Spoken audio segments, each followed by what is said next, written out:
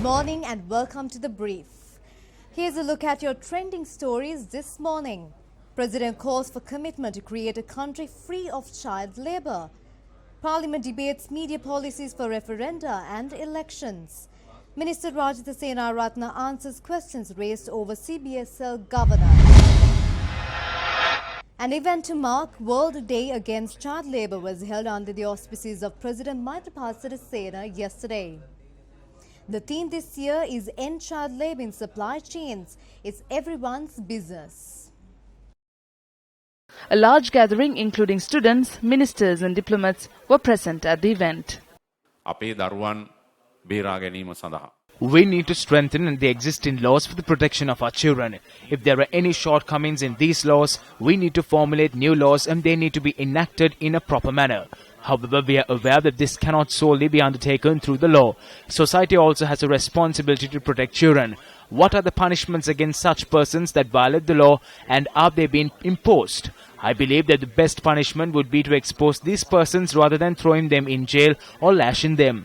That is the responsibility of the media. I believe that the best punishment would be to bring them before society and expose these persons and let everyone know who they are. Meanwhile, the pledge to declare Sri Lanka as a country free of child labour was presented to the President by the country director of the International Labour Organization for Sri Lanka and the Maldives, Dongling Lee, after which it was signed.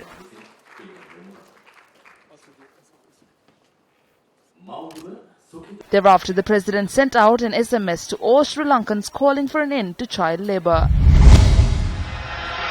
The proposal on introducing guidelines to be followed and policies to be observed by the electronic and print media during referenda and elections was taken up for debate in Parliament. We have seen how state media was used during elections in our country. But today we have an opportunity to discuss this matter together with all parties and come to an agreement on it. These are just guidelines, and in my opinion, they are not enough. Let's create a new system under the new constitution. There is print media created solely for the purpose of promoting activities of a political party. So if news of political parties is also included in the common definition of the word media, then it is wrong. So I propose that this be separated through a special clause. This proposal is aimed at punishing and controlling the media. In which part of the world is there a democracy with no media? Just as there should be a certain control of the electronic media, the freedom of electronic media should also be protected for the democracy of the country. Section 24 says a certain candidate, supporter or group of a different party cannot use a statement made in the past by a candidate for his own benefit. I do not agree with this. I will agree if the relevant candidate has crossed over from his party. Then it is right. But if it is someone from the same party, then there is a flaw in this clause. Questions were raised regarding the governor of the central bank at the cabinet press.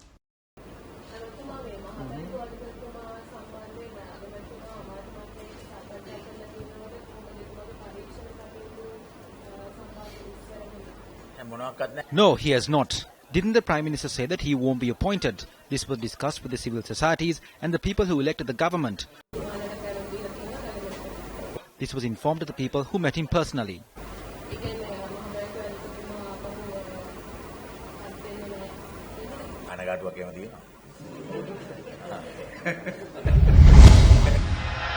That's the wrap of The Brief for today. I'm Bernadine Jayasinghe for the News First team, reminding you to stay briefed.